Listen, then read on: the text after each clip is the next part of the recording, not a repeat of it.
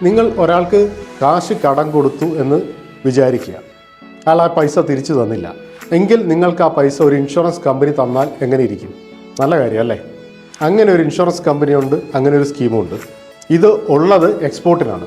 നിങ്ങൾ എക്സ്പോർട്ട് ചെയ്യുന്നു, പ്രോഡക്റ്റ് വെളിയിലേക്ക് വിടുന്നതിന് മുന്നേ നിങ്ങൾ ഇൻഷുറൻസ് കമ്പനിയിൽ ഒരു പോളിസി എടുക്കുന്നു. അങ്ങനെ എടുക്കാൻ പറ്റുന്ന പോളിസി തരുന്ന കമ്പനിയുടെ പേരാണ് export credit guarantee corporation of India. LIC of India എന്ന് കേട്ടിട്ടില്ലേ? അതുപോലെ ECGC ഓഫ് ഇന്ത്യ എന്നാണ് ഈ സ്ഥാപനത്തിൻ്റെ പേര്. ഇത് സെൻട്രൽ ഗവൺമെൻറ്റിൻ്റെ ഒരു സ്ഥാപനമാണ്. നിങ്ങൾ മുൻകൂറായി എക്സ്പോർട്ട് ചെയ്യുന്നതിന് മുന്നേ പോളിസി എടുത്തു കഴിഞ്ഞാൽ നിങ്ങൾക്ക് അഥവാ പേയ്മെൻറ്റ് വെളിയിൽ നിന്ന് കിട്ടിയില്ലെങ്കിൽ ഈ കമ്പനി അല്ലെങ്കിൽ ഈ സ്ഥാപനം നിങ്ങൾക്കുള്ള പേയ്മെൻറ്റ് തരുന്നതാണ്. അത് നിങ്ങൾ ചെയ്തിരിക്കുന്ന ട്രാൻസാക്ഷനുകൾ കൃത്യമാണോ എന്ന് പരിശോധിച്ച ശേഷമായിരിക്കും തരിക.